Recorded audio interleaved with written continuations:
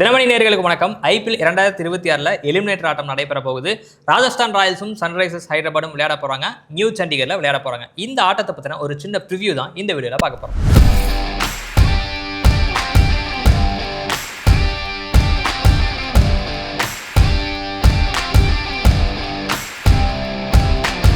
தமிழ் நம்ம RCB versus GT இதில் ஆர்சிபிக்கு ஒரு அப்பர் எட்ஜ் இருக்கு அப்படின்னு சொல்லியிருந்தீங்க.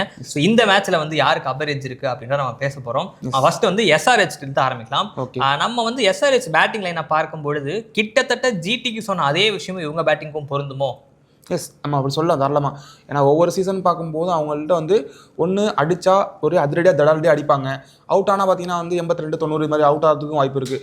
அப்போ இவங்களுக்கும் அந்த ஜிடிக்குள்ள எல்லா கண்டிஷன்ஸும் பொருந்தும். ஆனால் என்ன 1 or 2 மெம்பர்ஸ் இங்கே பெயில் அவுட் பண்ணுற மாதிரி மிடில் ஆர்டர்ஸில் இருக்காங்க. அந்த அப்படி யாருமே இல்லைன்றாங்க. சில நேரங்களில் இந்த ஒரு பிளேயர்ஸ் இந்த நிதிஷ்குமார் ரெட்டி உள்ளுக்குள்ள கை கொடுக்குற மாதிரி சின்ன இன்னிங்ஸ் விளாடலாம். மற்றபடி ஆனால் பெரிய லெவலில் நீங்கள் சொல்கிற மாதிரி இல்லை தான். கிட்டத்தட்ட கம்பேரிட்டிவ் பார்க்கும்போது ஜிடி இவங்க 2 பேருமே சேம் தான். அவங்களுக்குள்ள அதே ப்ராப்ளம் இவங்களுக்கும் வரும். நம்பர்ஸ் என்ன சொல்லுதுன்னா, ஹென்ரிக் கிளாசன் அதிக ரன்கள் அடித்தவரில் முதல் இடத்துல இருக்கிறாரு. சன்ரைசர்ஸ் ஹைதராபாத் சார்பா அவர் அடித்த ரன்களை 606, இஷான் கிஷன் 569, அபிஷேக் சர்மா 563. இதுக்கப்புறமா டிராவிஸ் ஹெட் ஃபார்ம்லேயே இல்லைன்னா, ஆனால் ஃபார்ம்ல இல்லாத டிராவிஸ் ஹெட் கிட்டத்தட்ட 400 ரன் அடிச்சிட்டாரு. 393 ரன்கள் ஹெட் அடிச்சிருக்காரு. இதுக்கப்புறம் தான் பெருசாக பேட்டிங்கே இல்லாத மாதிரி இருக்கு. நிதிஷ் ரெட்டி 13 ஆட்டங்களில் 264 ரன்கள் தான் அடிச்சிருக்காரு. அவருடைய சராசரி வெறும் 29 இருக்கு. இதுக்கு அடுத்து தான் யாருமே இல்லை. சலில் அரோரா அப்படின்னு சொல்லிட்டு யங்ஸ்டர்ஸை நம்பி இருக்கிறாங்க. அப்புறம் அனிகேட் வர்மான் நம்பி இருக்கிறாங்க. சலில் அரோரா அவர் ஷார்ட் இன்னிங்ஸாக ஒரு சில மேட்சஸ்ல ஆடி ஃபினிஷ் பண்ணி கொடுத்துருக்காரு. அதாவது ஒரு 10 ரன் 20 ரன் வேணும் அப்படின்னா சராசரான ஒரு 6-4 அடிச்சு ஃபினிஷ் பண்ணி கொடுத்துருக்காரு. நம்ம இது ஜிடிக்கு சொன்ன அதே விஷயம் என்ன அப்படின்னா, இவங்களுடைய டாப் ஆர்டர் ஏர்லியாக கொலாப்ஸ் ஆச்சு அப்படின்னா மிடில் ஆர்டர் எக்ஸ்போஸ் ஆகும். அந்த மிடில் ஆர்டர்லையும் ஹென்ரிக் கிளாஸ்னை சீக்கிரமா நம்ம நீக்கிட்டோம் அப்படின்னா இவங்க கொஞ்சம் மாட்டிப்பாங்க அப்படின்னு நினைக்கிறேன் நான். ஏன்னா அதுல ஜிடிக்குல ஒரே அட்வான்டேஜ்னா இங்க நம்பர் 4ல ஹென்ரிக் கிளாஸ்னும் அதிரடியாக விளையாடிட்டு இருக்காரு. நம்பர் 3 இல்லாம இதுல நம்பர் 4ல ஹென்ரிக் கிளாஸ் விளையாடுறாருன்றனால ஹென்ரிக் கிளாஸ்லையும் கொஞ்சம் காலி பண்ணிட்டாங்க அப்படின்னா இந்த பேட்டிங்கை ஷட் பண்ணிடலாம். ஸோ அதுக்கு என்ன வழி அப்படின்னு கண்டுபிடிக்க தான் நான் பார்க்குறேன். நான் இங்கேயும் ஓரளவுக்கு டாப் ஆர்டரில் ஓவர் டிபெண்ட்டாக தான் இருக்காங்கன்னு நான் பார்க்குறேன். நான் கண்டிப்பாக நீங்கள் சொன்னது அந்த எல்லாருக்குமே ஒரு தெரிஞ்சதான். ஏன்னா எப்படி அவங்க விளையாடுவாங்க நம்ம ஆல்ரெடி இத்தனை சீசன்ஸ் பார்த்துருக்கோம். இவங்க என்னென்னா இதே மாதிரி தான் இந்த சீசன் விளையாண்டுட்டு இருக்காங்க. அந்த டாப் ஆர்டர் அவங்க எப்படி பெர்ஃபார்ம் பண்ணுறாங்க பொறுத்து தான் மேட்சோட ஸ்கோர்ஸ் வரைக்கும் அமைஞ்சிருக்கு. இப்போ இந்த சீசனோட பார்த்தீங்கன்னு வச்சுக்கோங்க, 2 டைம் அவங்கள எதிர்கொண்டிருப்பாங்க ராஜஸ்தான் ராயல்ஸ். அந்த 2 டைமே இவங்க ஜெயிச்சிருக்காங்க. முக்கியமாக என்னன்னா அந்த 2 டைம் அடிச்சதுனா இஷான் கிஷன் அடிச்சு காப்பாற்றி விட்டுருப்பாரு. அப்போ இவங்க ஓவர் டிபெண்ட் தான். அந்த ஓவர் மேட்சும் பர்ஃபார்மன்ஸ் பண்ணி காப்பாற்றிறாங்க. இந்த வாட்டியும் எலிமினேட்டருங்கிறதுனால இன்னும் சீரியஸாக அவங்க விளையாடுவாங்க அப்படின்னு தான் எனக்கும் தோணுது. இந்த பேட்டிங் லைனப்புக்கு அட்வான்டேஜ் என்னன்னா, நியூ சண்டிகர்ல கேம் நடக்குது. ஸோ அது என்ன அட்வான்டேஜ் அப்படின்றத நம்ம பின்னாடி நம்ம பார்ப்போம். நம்ம என்னதான் பேட்டிங்ல கிளாசன், கிஷன், அபிஷேக் சர்மா நம்ம பேசினாலுமே கூட அவங்க இனிஷியலாக அவங்க ஆரம்பத்தில் அடிச்சுக்கிட்டே தான் இருந்தாங்க. ஃபர்ஸ்ட் ஹாஃப்ல அவ்வளோ சூப்பரான ஒரு சீசன் கிடையாது சன்ரைசர்ஸ் ஹைதராபாடுக்கு. ஒரு சர்டைன் மேட்சஸ்க்கு அப்புறமா தான் அந்த ஆட்டமே மாறுது சன்ரைசர்ஸ் ஹைதராபாடுக்கு. அதற்கு காரணம் என்னன்னா பந்து வீச்சாளர்கள். அவங்க நிறைய மூத்த பந்து வீச்சாளர்கள்லாம் ட்ரை பண்ணாங்க. ஹர்ஷல் பட்டேல் இருந்தாரு, அப்புறம் உனத்கட்லாம் விளையாட வச்சாங்கன்னு நினைக்கிறேன். அது எதுவும் ஒர்க் அவுட் ஆகல அப்படின்னோடனே புதுசாக இளம் ரத்தத்தை நாங்கள் பாய்ச்ச போகிறோம் அப்படின்னு சொல்லிட்டு டோர்னமெண்ட்டோட மிடில் பண்ணாங்க. யூஸ்வலாக என்ன பண்ணுவாங்கன்னா, ஒரு சீசன் முடிஞ்சக்கப்புறமா அடுத்ததெல்லாம் ட்ரை பண்ணுவாங்க. இல்லை மேட்சஸ் இன்னும் நம்ம குவாலிஃபை ஆக மாட்டோம் அப்படின்னு தெரிஞ்சா ட்ரை பண்ணுவாங்க. இவங்க ரொம்ப துணிச்சலாக என்ன பண்ணாங்கன்னா, டோர்னமெண்ட்டோட மிட்லேயே ட்ரை பண்ணாங்க. அதில் வந்தவங்க தான் பிரஃபுல் ஹிங்கே, அப்புறமா அந்த சக்கீப் ஹுசைன் அவங்களாம் வந்தாங்க. இன்னொரு பெரிய தூண் என்ன அப்படின்னா ஏஷான் மலிங்கா. இந்த லைனப் ஒரு மாதிரி எக்ஸ்பீரியன்ஸே இல்லாமலே இருக்கு அப்படின்னு பார்த்தப்ப தான் கடைசியாக தான் வந்தார் விநாயக் அப்படின்ற மாதிரி பேட் கமின்ஸை அவங்களோட ஜாயின் பண்ணி இந்த பவுலிங் லைனப்பே ஒரு அட்டகாசமான பவுலிங் லைனப்பாக. கண்டிப்பாக எப்பெல்லாம் நம்ம பார்த்தோம் குரூஷியலான மூமெண்ட்டில் விக்கெட் டேக்கிங் தேவைப்படும் போது பேட் கமின்ஸ் ஹெல்ப் பண்ணார். அவர் உள்ளுக்குள்ளே ஆட் ஆனதே டீம் சரி ஓகே இஷான் கிஷன் நல்லா பண்ணிட்டு போயிட்டு இருக்காரு, எப்படி டீம் கொலாப்ஸ் பண்ணுவோம் பார்த்தா இல்லை கொலாப்ஸ் பண்ணல. என்ன ஆச்சுன்னா ரொம்ப சூப்பராக இன்னும் வேல்யூ ஆட் பண்ண மாதிரி தான் அவரோட பவுலிங் அமைஞ்சிருக்கு. அப்போ நீங்கள் சொன்ன மாதிரி பேட்டிங் மட்டும் அந்த டாப் ஆர்டர் நல்லா விளையாடுறாங்க. அதேமாதிரி பவுலிங் பொறுத்த வரைக்கும் பவுலிங்கில் எந்த இடமே குறை சொல்ல முடியாத அளவுக்கு ரொம்ப நல்லாவே எல்லா பாக்ஸும் டிக் பண்ணுற மாதிரி நல்லா வச்சிருக்காங்க. விக்கெட் டேக்கிங் இது பார்த்தாலே தெரியும் நமக்கு. இஷான் மலிங்கா 14 ஆட்டங்களில் 19 விக்கெட்டுகள் வீழ்த்திருக்கிறாரு. சக்கீப் ஹுசைன் 10 ஆட்டங்களில் 15 விக்கெட்டுகள் வீழ்த்திருக்கிறாரு. பிரஃபுல் ஹிங்கே 6 ஆட்டங்களில் 11 விக்கெட்டுகள் வீழ்த்திருக்கிறார். பிரஃபுல் ஹிங்கே மட்டும் கொஞ்சம் எக்ஸ்பென்சிவாக போடுறது ஒரு வழக்கமாக வச்சிருக்காரு. பேட் கமின்ஸ் 7 ஆட்டங்களில் 8 விக்கெட் வீழ்த்திட்டாரு. இதுக்கப்புறம் சுழற்பந்து வீச்சு மட்டும் அவங்களுக்கு சரியாக அமையல. சிவங்குமார், ஹர்ஷ் துபே இவங்க 2 பேர்த்தையுமே மாற்றி பயன்படுத்திருக்காங்க. 2 பேரும் ஓரளவுக்கு சப்போர்ட் கொடுத்துருக்காங்க. ரொம்ப மோசமான செயல்பாடு இல்லா டீம் வந்து ஓரளவுக்கு அவங்க சப்போர்ட் கொடுத்துருக்காங்க. நிதிஷ் ரெட்டி வச்சு அவங்க ஒரு சில முறை ட்ரை பண்ணாங்க, ஃபர்ஸ்ட் ஓவரே கொடுக்கறதுக்குலாம் ட்ரை பண்ணாங்க. ஆனால் இந்த சீசனில் அது வந்து எடுபடலை. அவர் வந்து பேஸ் இன்க்ரீஸ் பண்ணியிருக்காருன்றது தெரியுது. கிட்டத்தட்ட 135 km/h மேலே பந்து வீசுறாரு. ஆனால் வந்து இன்னும் கொஞ்சம் அவர் ஒர்க் அவுட் செய்ய வேண்டுமோ அப்படின்ற மாதிரி தெரியுது. ஏன்னா அவர் ஃபர்ஸ்ட் ஓவர் போட்டார்லாம் வந்து மொமெண்டமே மாறுது. 2-3 மேட்ச் பார்த்தோம். நம்ம சிஎஸ்கே கூட ஆட்டத்தில் கூட பின்னாடி தான் வந்து கண்ட்ரோல் பண்ணாங்க. நிதிஷ் ரெட்டி போட்டப்பலாம் வந்து அடி தூள் கிளப்பிட்டாங்க சிஎஸ்கே பேட்டர்ஸ். ஸோ அதனால் அவர் வந்து கொஞ்சம் தேவையான நேரத்தில் மட்டும் பயன்படுத்திக்கலாம். திருப்பி அவரை பவர் பிளேல பயன்படுத்துறது தப்பா இருக்கும். ஏன்னா நீங்க நிதிஷ்குமார் ரெட்டி உள்ளுக்குள்ள கொண்டு வரும்போது என்ன வராங்கன்னா அவர் டார்கெட் பண்ண ஆரம்பிச்சாங்க. வந்து அவர் பால் வந்து இவன் தான் வீக்கஸ்ட் பவுலர். கண்டிப்பா நீங்க சிஎஸ்கே சொல்லும்போது அந்த பாயிண்ட் தோணுச்சு. ஏன்னா வந்து மற்ற பவுலர்ஸ்லாம் வந்து அடங்கி போயிட்டு டாட் பால் இல்லைனா வந்து விக்கெட் அது மாதிரி விட்டுட்டு இருந்தப்ப நிதிஷ்குமார் ரெட்டி பார்த்தோன்னா மட்டும் என்னன்னா அடிக்க ஆரம்பிச்சாங்க. சேம் லைக் மற்ற ஆப்போனன்ட் டீமுக்கு என்னன்னா ஒரு சான்ஸ் கொடுத்த மாதிரி அதாயிரும். அவங்க வந்து ஈஸியாக வந்து இந்த பவுலர் நம்ம டார்கெட் பண்ணலாம் அப்படின்னா அவங்க வந்து நிதிஷ்குமார் ரெட்டியை டார்கெட் பண்ணுவாங்க. இதில் சகிப் ஹுசைன்லாம் வந்து அட்டகாசமாக ஸ்லோ பால் போடுறாரு. சம்டைம்ஸ் அந்த சைடு விக்கெட் விழுகிறதுக்கும் வந்து இவருடைய ஸ்லோ பால் வந்து ஹெல்ப் பண்ணுது. காரணம் என்னன்னா இவர் ஸ்லோ பால் போடுறாரு, கட்டர் போடுறாருன்றனால இன்வேரியபிள் பவுன்ஸ் இருக்கு. பால் அவன் பேட்ஸ்மேனால பிக் பண்ண முடியல. அது என்ன ஆகுதுன்னா வந்து அந்த ஓவரில் வந்து பவுண்டரிஸ் போகாமல் இருக்கும். ஸோ அடுத்த ஓவரை டார்கெட் பண்ணணும்னு நினச்சா அந்த ஓவரில் விக்கெட் விழுகிறது வந்து ஒரு வழக்கமாக இருக்குது சன்ரைசர்ஸில். ஸோ அந்த விஷயங்களை வந்து ரொம்ப சூப்பராகவே பண்ணுறாங்க. ஃபினிஷிங்லையும் வந்து கரெக்டாக எக்ஸிக்யூட் பண்ணுறாங்க, யாக்கர்ஸ் எக்ஸிக்யூட் பண்ணுறாங்க. இவர் இஷான் மலிங்கா தான் வந்து ஒரு பெரிய டர்னிங் பாயிண்ட். அவர் வந்தாலே வந்து விக்கெட் விழுகுதுன்ற மாதிரி தான் இருக்குது இந்த சீசனை பொறுத்த வரைக்கும். ஸோ இவங்களுக்கு இது ஒரு அட்வான்டேஜாக இருக்குது. ஸோ இப்போ நம்ம மேட்ச் வந்து எங்கே நடக்குது அப்படின்னா நியூ சண்டிகர்ல நடக்குது, முலாப்பூர் நடக்குது.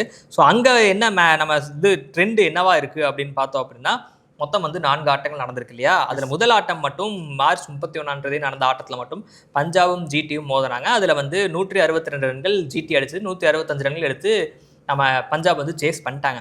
ஆனால் அதுக்கு அடுத்த ஆட்டங்கள்லாம் ஸ்கோர்லாம் பார்த்தீங்கன்னா 219, 223 இது ஒரு ஆட்டம்.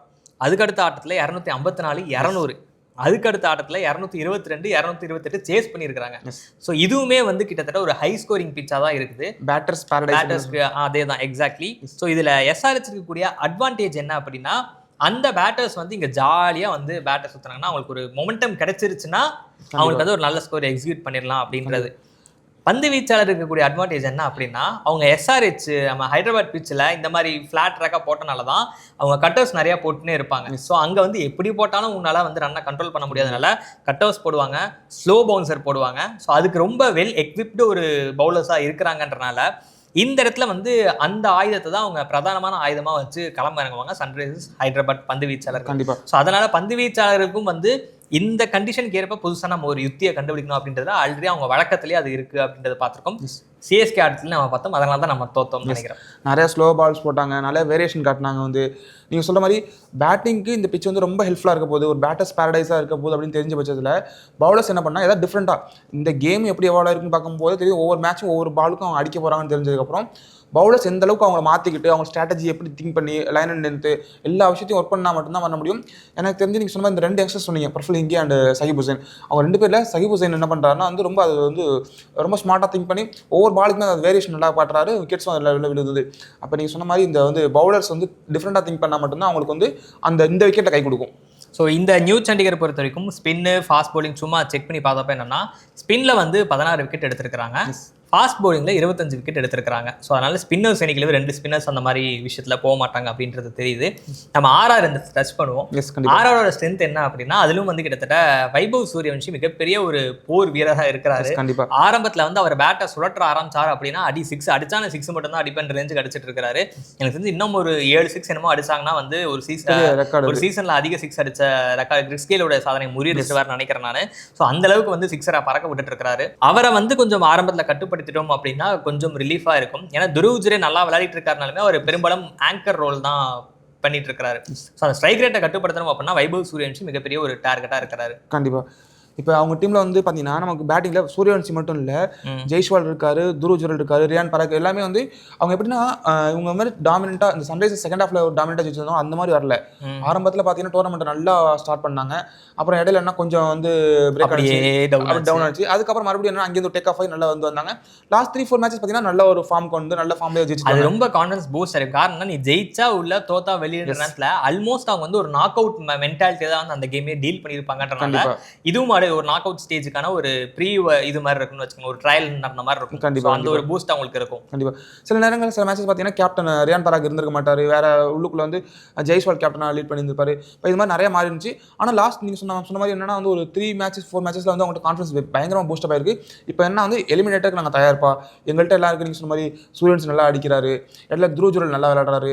கேப்டன் ரியான் பராக் வந்து தேவையான நேரங்களில் தேவையான ஒரு பெரிய ஆரம்பத்தில் ஃபார்ம் அவுட்லேயே இருந்தாருன்னு விமர்சனம் எழுந்தது. ஆனால் அதுக்கப்புறமா அவர் ஃபார்முக்கு வர ஆரம்பிச்சு. அதுக்கப்புறம் அவர் தேவையான நேரத்தை தேவையான அதிரடியான இன்னிங்ஸ் விளையாண்டாரு.